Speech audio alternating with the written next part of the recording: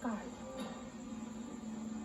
Nakalagay doon na Barangay Bitaugan. 2 barangays lang po ang nakalagay, pati sa ECC. Barangay Kasuguran and Barangay Kanawayon. Ang sabi naman niya, it is within the tenement area. And I said, even if it is within the tenement area, wala namang social... Samantala, matapos ang isinagawang rally ng mga residente, ang mga opisyal ng Barangay Bitaugan nakatanggap ng kopya ng sulat mula sa MGB tungkol sa desisyon ng Emir Mineral Resources Corporation. Pansamantala muna raw nilang sususpendihin ang operasyon nila sa lugar na inirereklamo ng mga residente.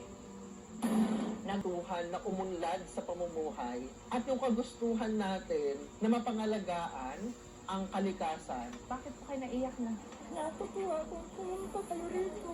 Malalim ang pinanghuhugutan ng mga nagpo-protestang residente ng Humonhon sa labang ito. Hindi man daw nila maibalik ang dating sigla ng kanilang isla kahit papaano. Sana maisalba pa rin daw nila ang natitira nitong yaman at ganda.